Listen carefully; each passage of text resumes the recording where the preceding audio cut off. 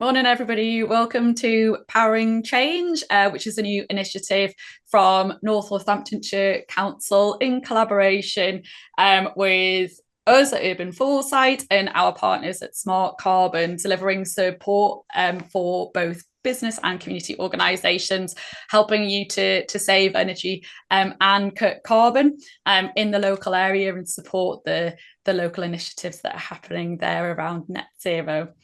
This is all funded by the UK government. So this is a freely available scheme for anybody who's interested in this. So hopefully you're all in the right place. Before we kind of get started and I introduce you to our partners and Lee at Smart Carbon, just a bit of housekeeping. So we're going to mute all attendees at the moment on this webinar. That's just so we can kind of get through the slides and things, but feel free to introduce yourself in the chat in the meantime. We can take questions throughout. So if you want to post your questions in the chat, that'd be great. There's also an opportunity to ask questions at the end of the slides. So feel free to put the questions in the chat and we can go through them at that point in time. We are recording this event, so this will be freely available online, openly accessible on YouTube. You will receive the link to this after the webinar, but you'll also find it on our website, which is poweringchange.urbanforesight.com, and that's where you can find all of the previous webinars as well. Okay, so welcome. This is North Northamptonshire's initiative on powering change. This is part 2 of 3 webinars. There is a launch webinar as well that is pre-recorded and online for you there. And there's also a part 3 coming next week. So feel free to sign up to that as well. There'll be more detail from Smart Carbon in that webinar. So this morning, what we really wanted to run through was just broadly what powering change is, what's on offer for you as organisations in the local area. And then I'll pass over to Lee at Smart Carbon to run through carbon footprinting as a whole. Why do we measure our carbon footprint? And looking at the different sources of carbon emissions that you might have in your operations. So that's known as scope 1, 2 and 3 emissions. And we'll go into a bit of detail on what those are.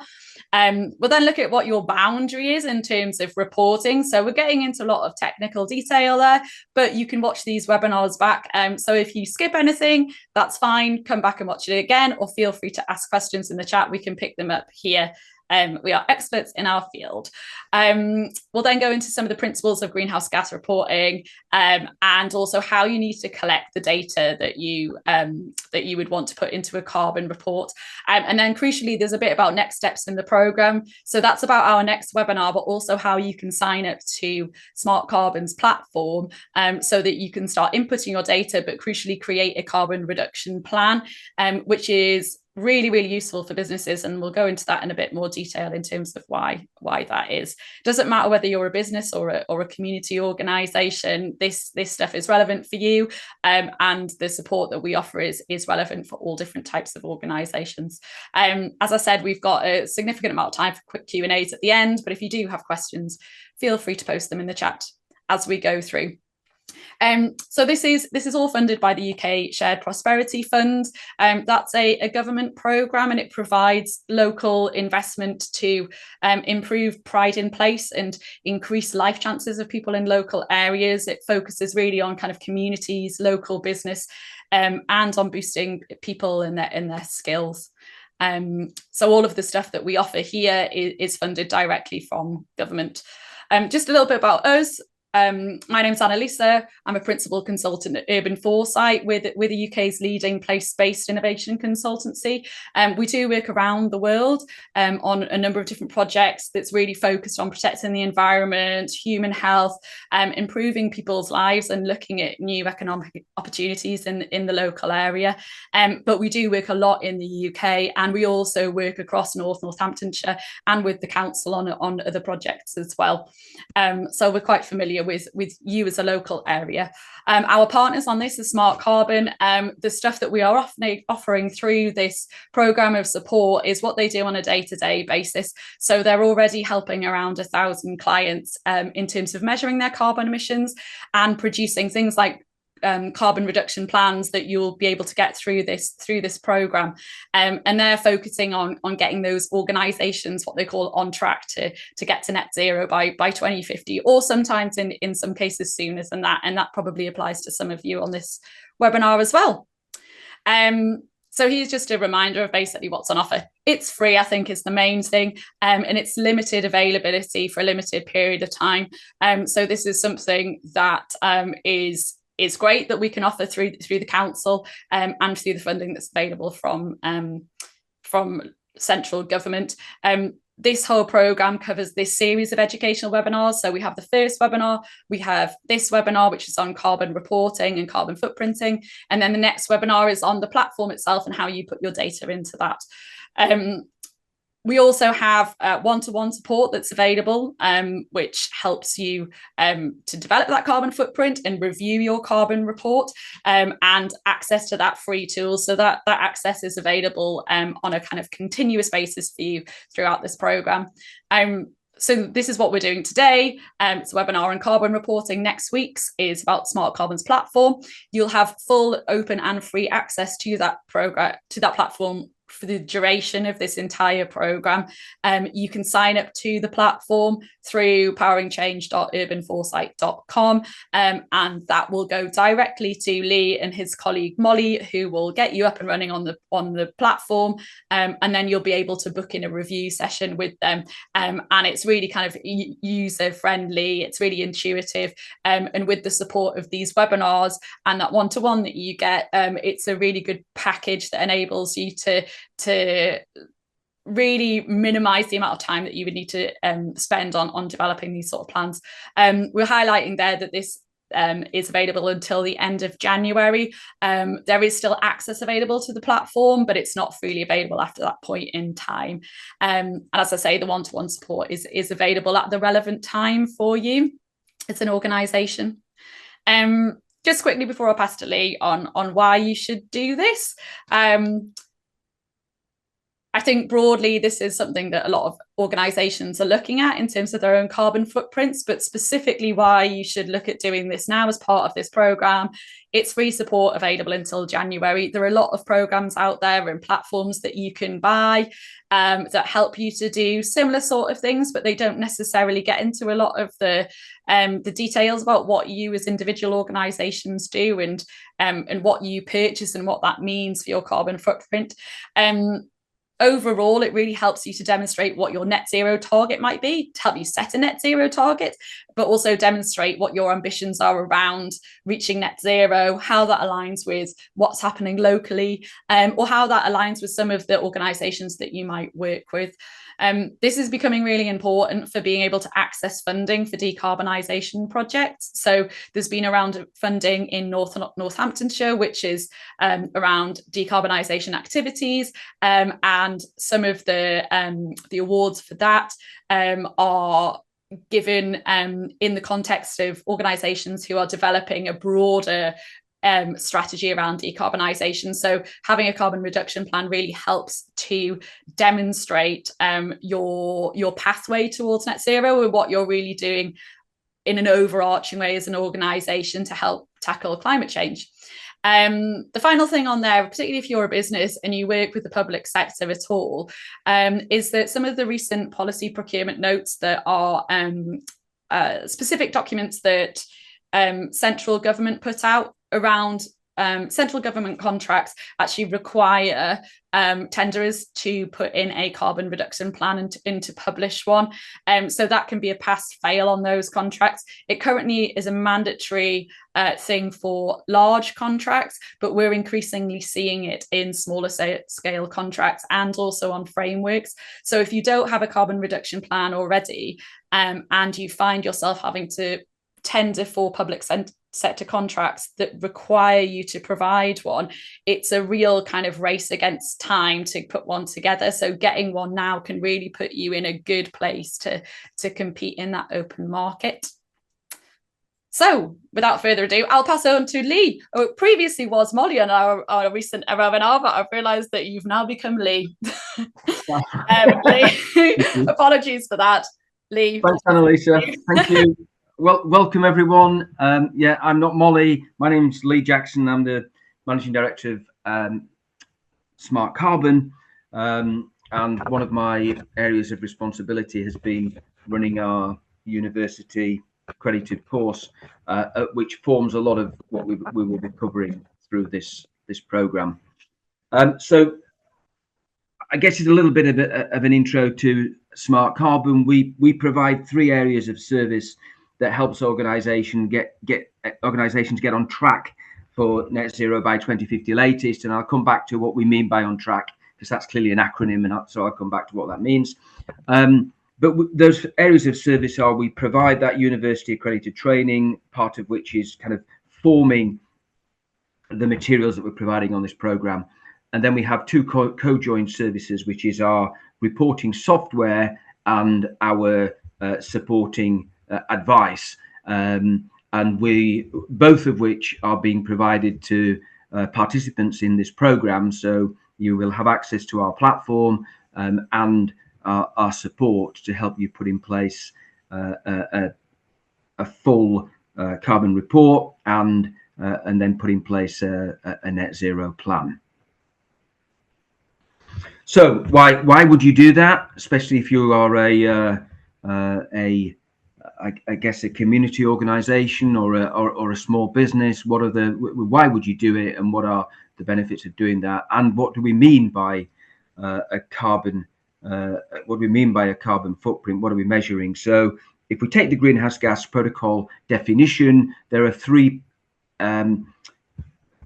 points that I would draw out of this definition. So the first one is that by a carbon footprint, we are measuring the impacts of all the greenhouse gases that are present in activities. So there are 7 in total, most of which are, if you like, are better than carbon dioxide at retaining heat, and therefore more problematic. So we're measuring the impacts of 7 greenhouse gases in total, but because carbon dioxide is the most prevalent, we talk about carbon as being the overall measure. The second point is that we are talking about the direct and indirect emissions, and Annalise has just moved on a little bit quicker than I will catch up, Annalise. So we're talking about the direct and indirect emission impact of your activities, and in this case, we are helping you measure the footprint of your organisation. But by the same token, you can measure the carbon footprint of an individual product, of your own activities, or of an event. But in this case, we will be helping you measure the impact of your actual organizational activities. And so when we do that, which leads us on to the slide that we were at, when we do that, we basically measure the impact of all 7 greenhouse gases in terms of kilos of carbon dioxide equivalent. By carbon dioxide equivalent, what we mean is that we will be taking into measuring also the impacts of the other greenhouse gases, such as we have here, methane, which is less abundant than carbon dioxide. Carbon dioxide makes up pretty much 3/4 of the overall mass. But methane, which is less abundant, it's 18%, and that can come from livestock and decomposition of materials in landfill. But it is 27 times as potent as carbon dioxide in terms of trapping heat. That is over a 100-year period. Even more problematic is that in a 20-year period, it's closer to 100 times more potent than carbon dioxide. So as an immediate problem, methane is this is why we really have to incorporate methane into the measurement. Nitrous oxide, even more impactful, smaller, about 4% of the total, but 273 times as potent as carbon dioxide. And all of those impacts and the presence of those gases are, if you like, measured as a collective measure of CO2 equivalent. So we take those impacts into account, and that's all included in the measure. And so everything that you are measuring and reporting will be in terms of kilos of CO2 equivalent, and that's what you will see on the reports that you produce.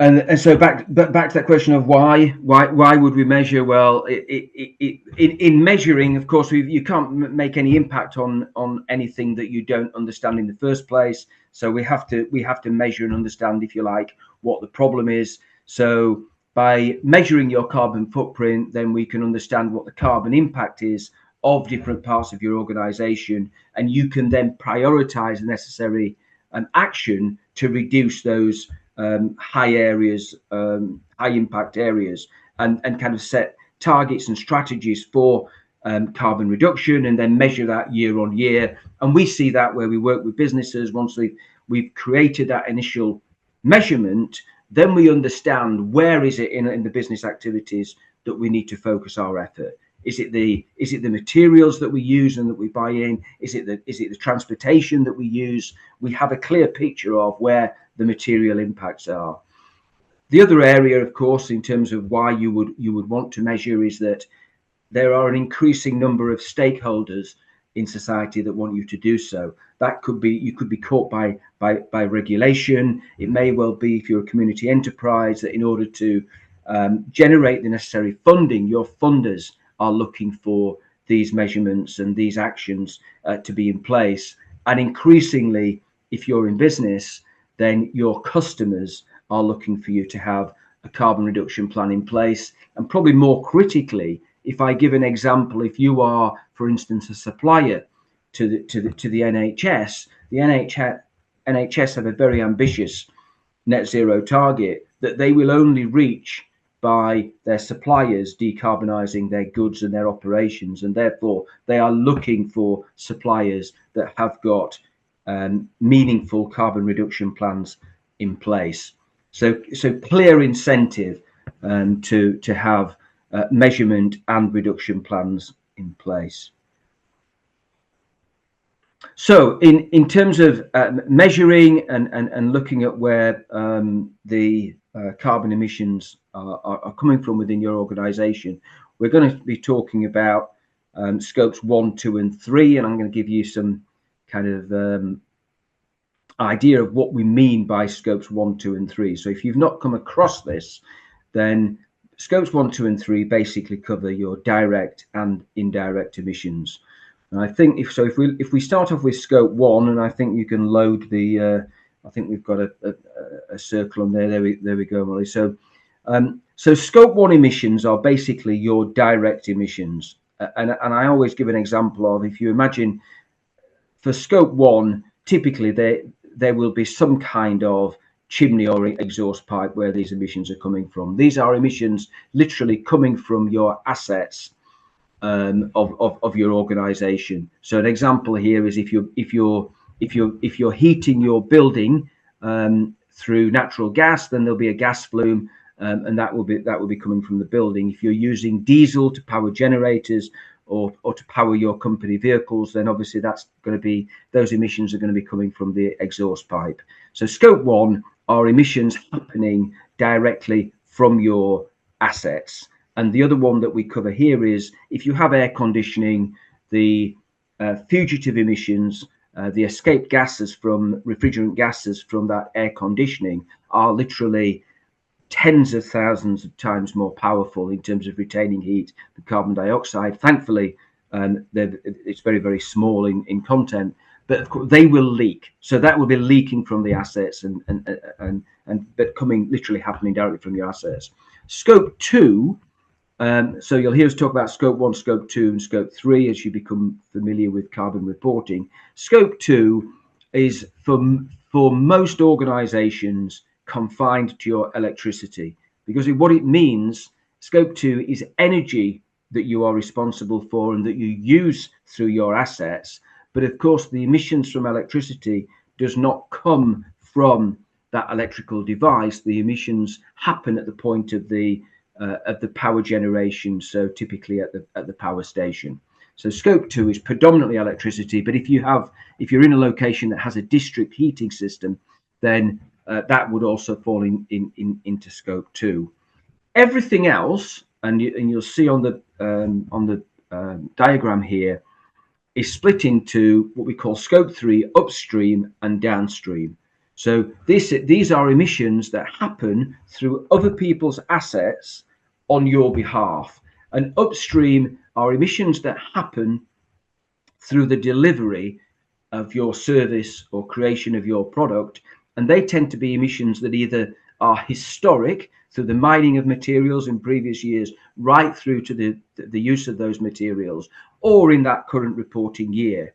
Whereas the downstream emissions are in the use of that product or service downstream. And so that reporting tends to be either in the current year or in the future years that those downstream activities will take place. So what to include? So first of all, what we need to do is to set a boundary for what is being included here. And so in this program, unless we see an exceptional reason as to why we would move beyond what we call operational control, we will be applying an operational control organizational boundary to your reporting, because for most commercial organizations, that would make sense in terms of we are treating your assets as being the ones that you have operational control over, because typically within business you would have operational control over an asset rather than, if you like, financial control. In other words, you might own or lease a building, and probably leasing a building is more typical, and therefore we are talking about the emissions and that are that happen through the use of your assets, buildings, and vehicles. So it's the energy use associated with everything that your organization has operational control over, and we will measure that, and that's what will form scope 1 and scope 2 emissions. They will be, if you like, the direct emissions that are coming from your assets, and what we deem to be your assets will be those that you have operational control over. And so we've got a couple of examples here. So if you rent, which again, this is the most common circumstance, you rent your premises, and you have the necessary control. For instance, you organize the utilities, you have the utility contracts, then those would be included in scope 1 and 2. I guess the counter to that is that there may be a circumstance where you lease space in a building, but it is on a kind of a service building arrangement where you have no control of the utilities, and you literally rent space under an overall service fee, and in that case, then we wouldn't deem those to be in scope 1 and 2, and we would report that we would still report those emissions, but we would report them under upstream leased assets. In other words, it's someone else's asset that is happening through, and so that would fall into scope 3. But we're going to go into that in a little bit more detail as we move on now. So looking at what we will include in this exercise, this is, Annalisa talked earlier about the government's kind of procurement notice, which is guiding a lot of reporting, in particular with people looking for either funding or public sector contracts. Then it's helpful to make sure that we include the areas of reporting that are required under that PPN 006 notice. So all these areas of activity are going to be covered, required through that government procurement notice. So that will be scope 1, scope 2, and the 5 areas that we're showing here. 4 areas of upstream emissions, which is upstream transportation and distribution, the waste that happens from your activities, the travel that you undertake through your activities, and your employee commuting activity. And then in terms of downstream, and this is much less common, but if you have customers that collect goods and services from your location, then that is downstream transportation and distribution, which is also covered. The next area of activity, which we will include, and this is the good news here, is that there's no additional data required here, is the impact of the mining and distribution of those fuels that you use. So if you have a company vehicle, or you're undertaking business travel in a diesel vehicle, you imagine we'll be reporting the emissions from the combustion of that diesel. But actually, we also need to record what are the emissions in getting that diesel to you in the first place. That's all calculated automatically, so that's helpful. Our platform does that for you without a requirement for any other data. The next area is what I would, for most organizations, is probably going to be a very large slice of your emissions, especially if you're in manufacturing. Then the materials that you buy into your bring into your organization, going right back to the mining of those materials and the transportation of them until the point it gets to you, is what we call purchased goods and services. And if you capitalize some of that in your account, so you buy a big JCB or something, that's going to be capitalized in your accounts, then we record that under capitalized goods. So this, for many organizations, will be the lion's share of your emissions, and we are including that within, and I'll come on to the data types that we use within this exercise. And then the last one is the one that I just touched on the previous slide, which is that of upstream leased assets. So where you don't have operational control of the premises that you utilize, then we would be reporting the impact of the emissions from the heating and lighting in the premises that you use under upstream leased assets, with the help, and we'll come back onto this in terms of getting the data from your landlords. So what we will do, your smart carbon account will be set up at the outset to include all of these specific areas. However, once we get you the initial registration form from you, that will inform us of any kind of specific activities that we either need to add, or some of them that are not going to be relevant, so that we'll tailor the template that you use for the report to meet those requirements.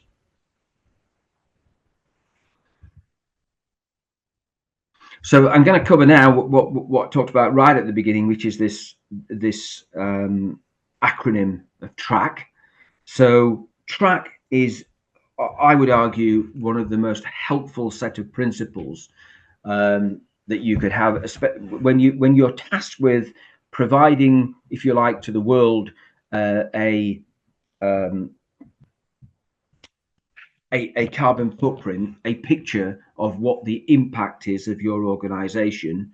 In order to do so, then we need to include everything. We need, if you look at the C, if you like, the bottom C here, we need to provide a complete picture, because we need to provide a relevant footprint which shows the impacts of all of your activities. So if 70% of your emissions come from the materials that you buy in, then without that, it wouldn't really be a relevant picture of the impact of your organization. So we need to be complete, we need to be relevant, but in doing so, we need to be as accurate as we possibly can, as you'd expect from any accounting exercise.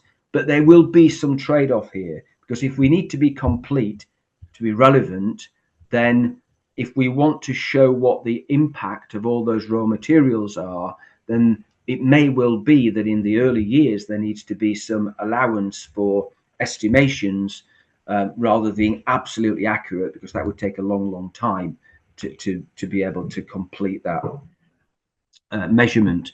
So by trading off some of the accuracy, what we have to be is absolutely transparent in doing so. And so as I come on to the individual areas of reporting, that will show how we can use different types of data to be able to complete the footprint, but then be absolutely transparent in terms of what estimations and what data types we have used to complete that footprint. And clearly, we have to be absolutely consistent throughout this exercise, so that, for instance, if we're using an operational control boundary approach, that will be consistent throughout your reporting exercise. So the track principles we will apply and do apply in this exercise and in the setup of your platform to make sure that we have a complete footprint.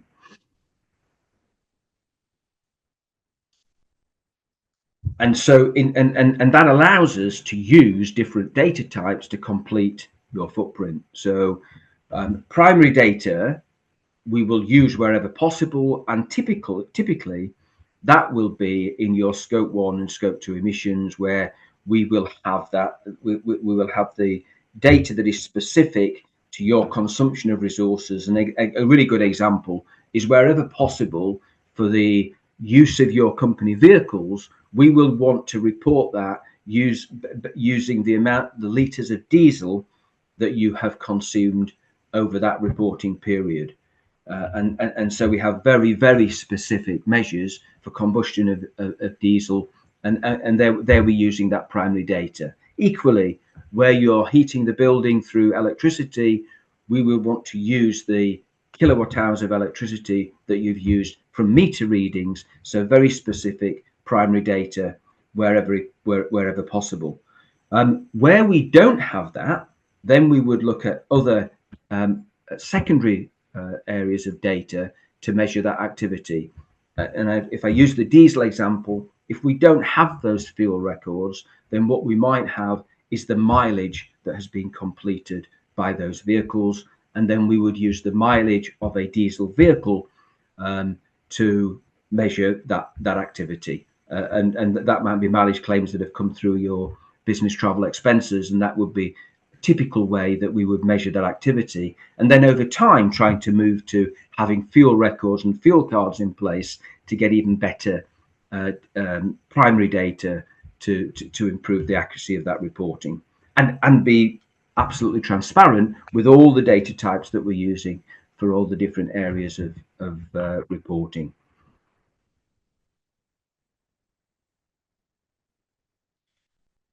If there are any data gaps, then we would look to try and do whatever we can to obtain the necessary data. So a typical example would be where you are leasing a building. It might be a service building, and we need your landlord to provide the necessary data. What were their overall kilowatt hours of energy use for the building? Then we can apply then a percentage based on your share of the building. If that is still is unavailable, then we would make estimates based upon information that is available for typical energy use for a building that you're using, and different use cases, whether it's a library versus a leisure centre, etc. Then we would make those assumptions in terms of energy use, and apply the necessary factors. And we'll come on to that in a little bit more detail. But again, back to this principle of transparency, and then be crystal clear in the report that is what has been applied in this case in terms of the estimation of your energy use. Move that on, Annalisa. Okay. So what data do you need to collect? Let's run through the various areas of reporting. So one of the things that we will provide as part of the, if you like, the pack to complete this reporting. So alongside access to our platform, we will provide you with a if you like, an optional data tracker, which you can use. And what this helps you to do is, first of all, it identifies all of the data, which I'm going to cover now. So all of this will be listed within that data tracker. It provides you an opportunity to have on record who's going to be responsible for collecting it, and where is that data kept. This, of course, is really helpful for year-on-year reporting as people may move on in your organization. So you've got a record here of all of your the data requirements. It allows you to track progress in collecting it. Allows you to kind of log any gaps and assumptions that you're going to be using within the overall picture, and allows you to track progress in terms of what have we got, what's been uploaded into the actual calculation platform, and then set up a storage location for your data files, and then I mean, this is basic administration, but structuring folders and naming those logically so that you can find what you need year on year. And I've got a copy here of the data tracker, so we're going to provide this to you alongside the platform. What I would say is this is optional. So for some organizations will use the data tracker to manage what they're putting into the platform. Other organizations will solely use the platform, and that's your choice in terms of that particular process. So data collection, scope 1, this is the area where we like to be and are expected to be most accurate, because of course these are the emissions that you are directly responsible for and that are coming straight from your asset.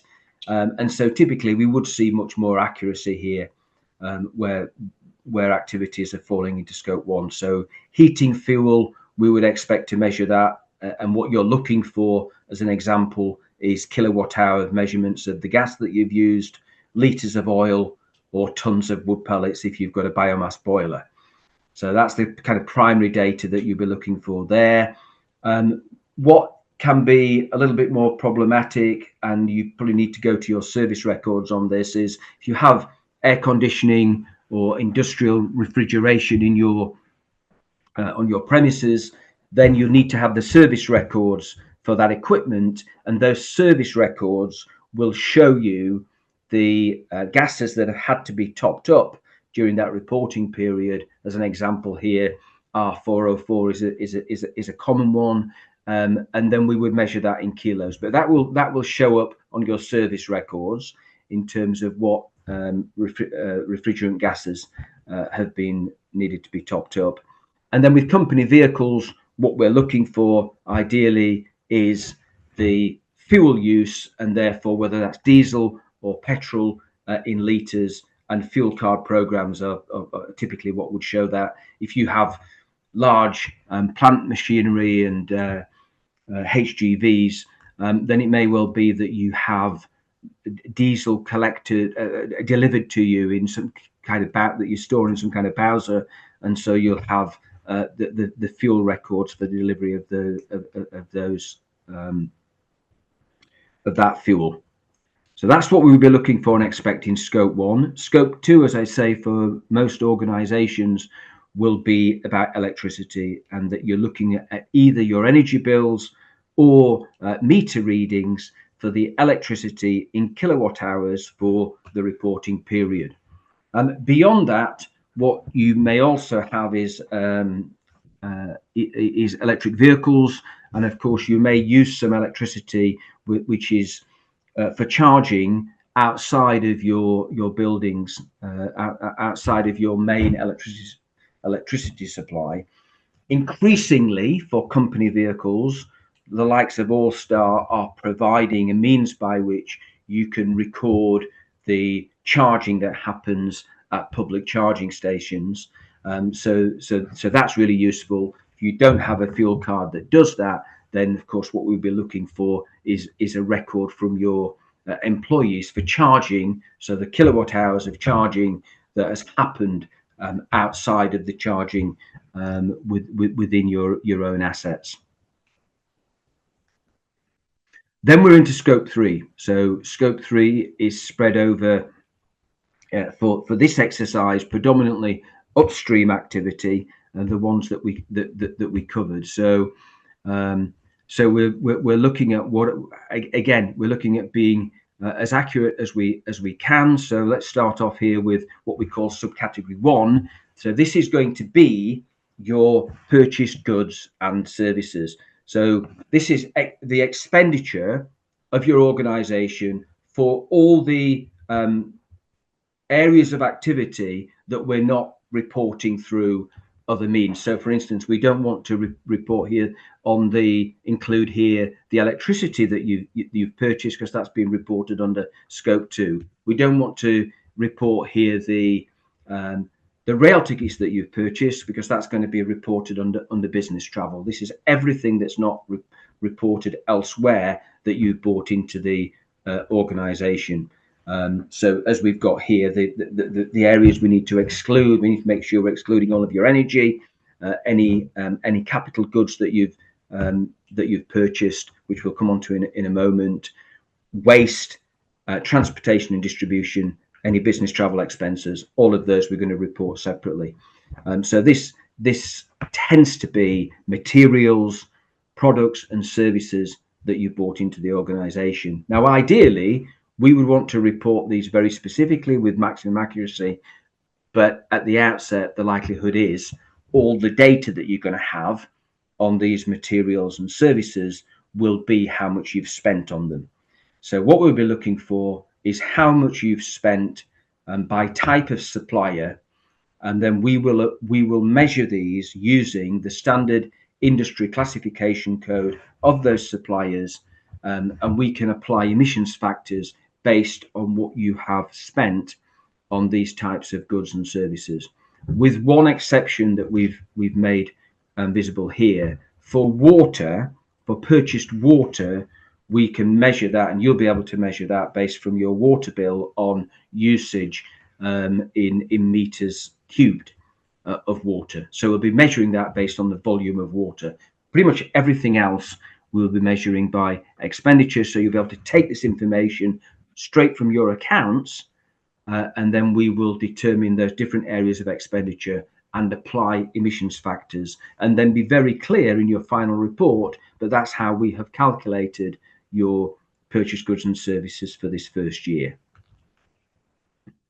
So then if we move on to capital goods we will measure in exactly the same way. And the distinction here, capital goods are those that you have capitalized within your accounts, so typically depreciated over a number of years, but we will be reporting the impact, just to be clear, we will be reporting the impact of this in that reporting year. So if you spread the cost of a company vehicle over the next 5 years, company vehicle costs £50,000, we will be measuring the impact of that based on that £50,000 of purchased vehicles for this year. And again, we'll be calculating this using the amount that you have spent from your accounts on that kind of activity. So this tends to be an impactful part, but in terms of data, quite a small amount of data. The good news on subcategory 3, this is the emissions that happen from the mining and distribution of those fuels in getting them to, if you like, we talk about this in terms of well to tank. So these are the emissions from, if you like, getting the fuels to the point that you use them. And the important thing here, I don't want to spend too much time on it, because the platform will calculate this based on the core data. So for all of the electricity that you use, there will be some losses in producing that electricity and then getting it to the point of your building. And so we account for the emissions attributed to the lost electricity that you utilize. That's all calculated by the platform. And then equally, all of the activity that you undertake in terms of use of fossil fuels, whether that's natural gas in your building or whether you're burning petrol and diesel, we will account for the emissions in mining those materials, those fuels, and getting them to the point of the tank where you have then acquired those fuels, all calculated by the platform, so no additional data required.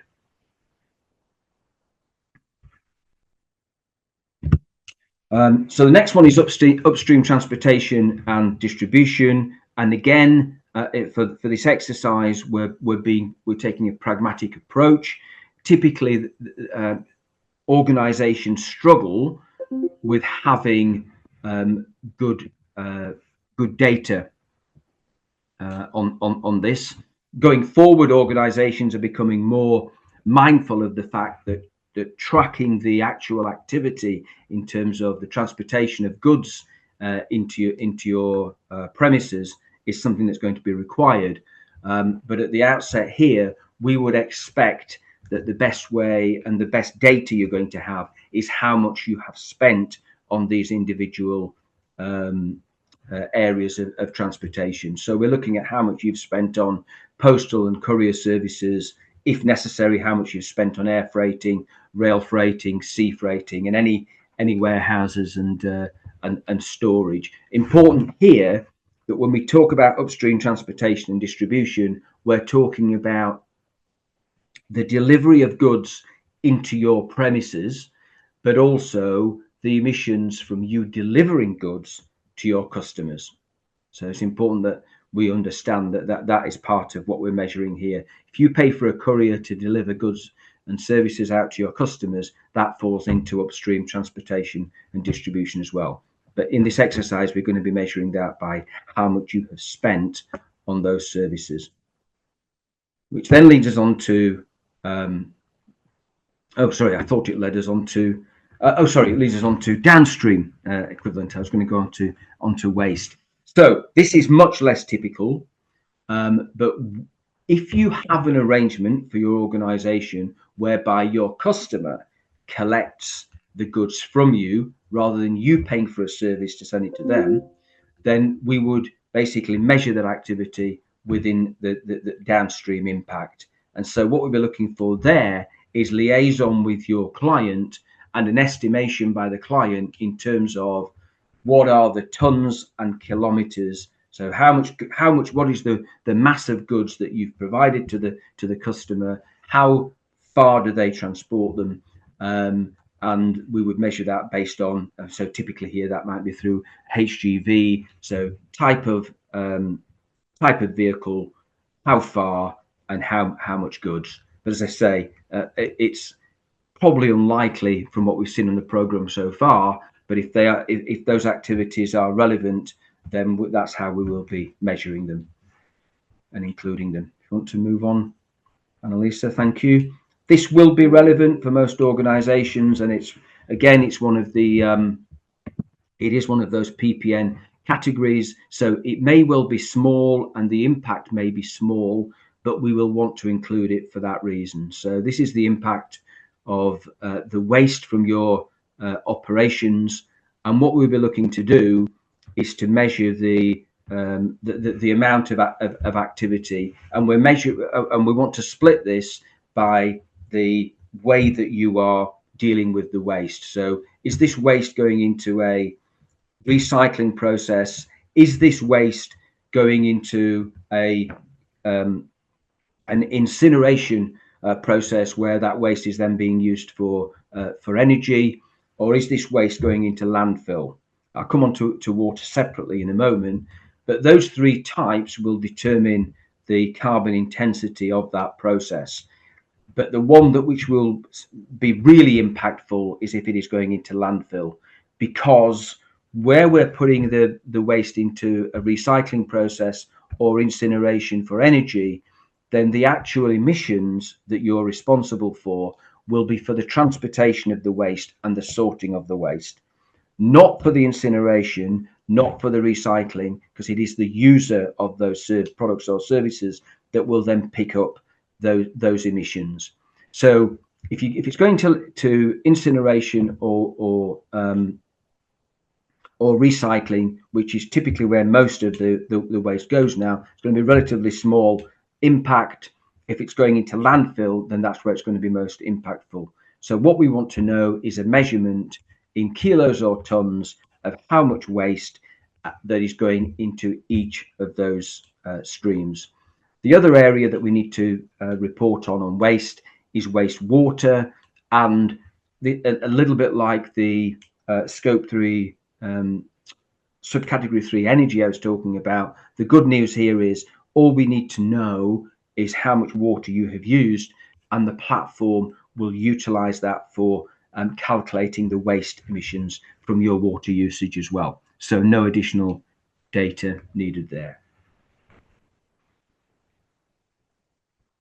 What we also provide you with the pack is, if you like, a kind of volume to weight conversion. So we're asked by a lot of organizations, well, we just don't know. All we know is we get a bin of this particular type and size, and therefore we'll provide you with this guide so that you can convert the size of containers that you use into actual weight of waste. And one thing I would kind of urge everyone to do here, this will be relatively small. Unless you've got a huge amount going into landfill, then this will be a small amount of your emissions, and therefore, we are good to apply reasonable estimations, as long as we know the size of container that you're using, how often it's picked up, then we can calculate the waste that's going there, and we can look at the local authority that you're in to understand what the typical split will be between incineration, recycling, and what's going to landfill. Okay, Annalise.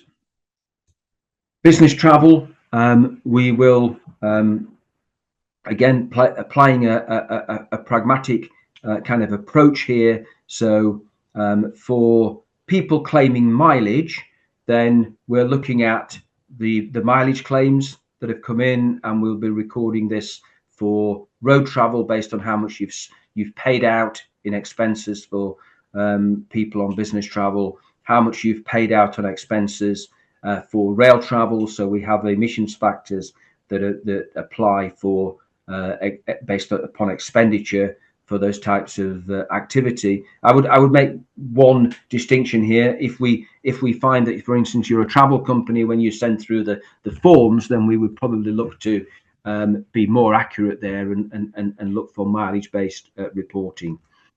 For any flights that you've undertaken as an organization, then we'll be looking for the point of departure and destination, so that we can work out what the mileage is, and then we would report that, calculate that based upon the mileage for air travel. Air travel is very, very carbon intensive, no surprise for anybody on this call, I'm sure, and therefore we want to be as excuse me as accurate as possible, because this will be a significant number. And hotel stays, then again, looking at your expense claims and looking at the number of nights that people have stayed in hotels, and we would record that in that way. Then we'll come on to employee commuting, which is a new area of reporting for most organizations. Can be quite problematic because, of course, your HR systems are probably not used to recording how far people travel into work and how they get there. For that reason, our approach on this program is that we're using ONS data, and we're using average commuting activity. So all we need to know to complete this particular area is how many full-time employees have you got commuting, how often they commute, and then equally, how often do they work from home. And we have got standard emissions factors based on the typical activity within the UK for people working from home. So that's what we'll be applying to meet the requirements of subcategory 7. And again, we would apply an exception here if it was a significant part of your overall activity and you thought you could be a little bit more accurate. But this is the standard measure that we will apply on this program, and what you'll require, purely the number of employees. So the last one is whereby you are leasing space in a building, and typically you'll be paying a service fee rather than being, if you like, responsible for the electricity and gas contracts, the utilities contracts. So where that is the case, then what we're looking to do is for you to approach your landlord, get the overall energy utility usage for the building, and then we can apply a percentage of that based on how much of that building that you take up. Where that is not possible, then we will estimate using existing benchmarks. And I think on the next slide, Annalisa, yeah, there we go. We've got the benchmarks that we will provide these to you with the initial pack, so that you can apply these benchmarks. If you can't get the necessary information from your landlord, then all you would need to do is basically apply the meters squared of a building that you occupy by these kilowatt hours of electricity and gas usage, where either applies for the type of building that you lease. So that's what that's the data types that we'll use where you can't get the necessary cooperation from your landlord. And we know that can sometimes be difficult. Okay, Annalisa. So what you get from Smart Carbon? So you have we have this webinar, and then we have a platform onboarding webinar which follows. So you can attend that platform onboarding webinar. Gives you an opportunity to ask lots of questions. You may have already started by that point. We've already had organisations that, once we've brought them into the program, have actually we set up the template for you. It's very intuitive, and we've got organisations that have completed that already before joining the webinar. But you can join the webinar. It's going to give you more instruction on how to use the platform. Then you have this kind of data collation phase. You'll go away and collect all the necessary information and data that you need based on what I've just shared with you, and that is then detailed within the pack that we send you. Then you are able to book with Smart Carbon an individual data review meeting, so that we can look over the data with you and provide any advice that you may need to close out your report. And we'll show you on the platform how you close out your report. That will then give you your baseline report, your initial report for your organization. That will give you the necessary information to look at the areas that you need to focus on, the things that you need to do to have a meaningful decarbonisation plan. And you can book with us to help guide that a carbon reduction plan meeting, so that you can then finally create your carbon reduction plan, which you are then able to share with clients and with funders. So the level of support that Smart Carbon is giving you through this program, this is about our focus here is about empowering you to understand this process, for you to be able to do most of this yourselves. So we're enabling you to collate and enter all of your own data. The platform is intuitive, so that once you receive that reporting template, you can get on and input the necessary data. But then beyond that, you've got 2 sessions available through Smart Carbon, one to review your reported data, and one to help you put in place that carbon reduction plan. If we're happy to consider any further support that you need on a one-by-one basis, and provide a kind of a quote for additional support if that's needed, but it hasn't been so far. So to sign up, you basically go to the Powering Change website link shown here, and complete the online form. That will then allow us to provide you with the necessary platform iteration that you'll need based on your industry type. So once you've done that, we will then provide you with the necessary, we'll set you up on the platform, provide you with the forms that you need to complete, so that we can set you up with the right industry configuration. Yeah, and then you're good to go. Also, there'll also be links to recordings of this webinar and the previous webinars, and the platform setup webinars that are coming um, after this phase, and then also you've got access to the presentation slides and materials from today as well. Now, are there any questions? Fantastic. Thanks very much, Lee. Sorry for that shifting between slides just at the end. We've put the link to the website and also setting up the account into the chat as well, just for easy access. And we'll send an email around with a follow-up with these slides and also those links to get you set up on the platform. So a number of ways that we can get you started. We don't have any, I'm just looking at the chat at the moment, we don't have any specific questions on what you've been talking about, but actually as you were going through, a few things did sort of spring to mind for me.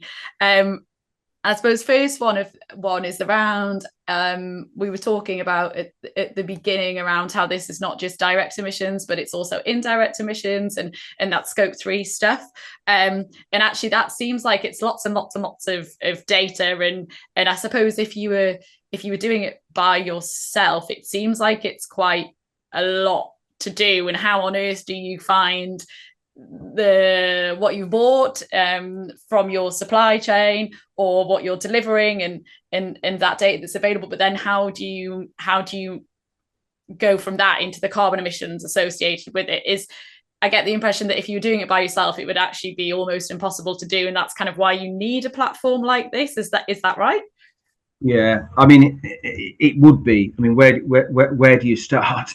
So yeah. Well, the platform is already set up, Annalisa, with if you like, the product and service types, so that you can allocate that expenditure into those product and service types, which then match emissions factors. And to be clear, this is a starting point, because it gives you a broad assessment, but under those principles of Greenhouse Gas Protocol, it is giving you a complete footprint. So the platform makes that really easy by you literally being able to allocate your expenditure into the necessary pots, so that it gives you, if you like, a carbon assessment of that overall expenditure. So, for example, as a business, we might have bought some laptops this year, and we've also bought some materials for workshops and things like that. So we would just get the amount associated with that. So we've bought £2,000 of laptops, and we've spent £500 on pens and paper. We would just put those into the line items, and basically your platform spits out a number associated with carbon. But if I went away and did that myself, it would be basically very time consuming or almost impossible for me to do it without this kind of data. Well, I mean, you then got to go and build, if you like, your version of our platform, and that's been provided. This has been provided free of charge on this program. So yeah, and it's easy and it's free. Yeah. And it strikes me as well that a lot of the data, whilst we're talking about a lot of line items, actually all the data is there really, because it will appear in your bills or your invoices. So if I'm trying to work my way through transport or through energy use in the building that we occupy, it's just a case of looking at the bills that we have, or employee records for claiming mileage, or fuel cards if we have fuel cards. And so it's probably already there in our accounting finances. Yes, it is. And I think one of the things that's important to emphasize here is that, as you know, our platform has got over 20,000 emissions factors. So we can be very, very detailed in terms of the data types. But because we've helped over 1,000 clients do this, what we have done for this program is to select, and this is what's in your template, the most common and easy to access data types that allow you to complete this report. So the template that you have allows for the data that will be easiest to acquire from your organization. Exactly what you've just said. Yeah, brilliant. Much more streamlined and efficient, then, isn't it? Than trying to go off into the world of doing this by yourself. I think also just stemming on from that, it's probably my last question I have is really around whether, if you're an organisation that's already done a carbon footprint of some sort before, is it worthwhile using this platform as well, spending the time on putting your data into this platform and getting the carbon reduction plan out of that? I know there's a number of different organisations or individuals who've gone and done sort of quick and rough calculations through other websites. I suppose if you've already done that, is it worth doing this? I mean, I'm going to say it's worth doing it on the basis that we know that the footprint that you're going to create will include all of the relevant upstream impacts, and it will include that downstream impact in terms of any kind of downstream emissions. So, I guess one of the benefits that you would get is that you would have a footprint that includes all of those areas of impact, which you could then compare against what you've done so far. And it's quite an open question, that, Annalisa, because I don't know what we're comparing against, but I've seen a lot of footprints that organisations typically when we go in to an organisation who may have calculated before, I think that the typical scenario is that we got a lot of organisations that are focused upon scope 1 and scope 2, because that's where the only regulation SECR sits at the moment. So the focus has been on scope 1 and 2, but what they haven't done really is create a meaningful footprint that allows for all of the organisation's activities. So I think in most cases, for most people onto this who may have calculated an initial footprint, maybe it wouldn't have been as comprehensive as what you will do through this programme. And possibly also unlikely to give you a carbon reduction plan that's in the format and covers all of those areas that you need to. Yes. If you are a business that works with the public sector and you're going to be asked to provide one of these kind of compliant plans as well. So even if you kind of have a carbon footprint, actually it's not necessarily going to be one that is aligned with those new kind of policy procurement requirements.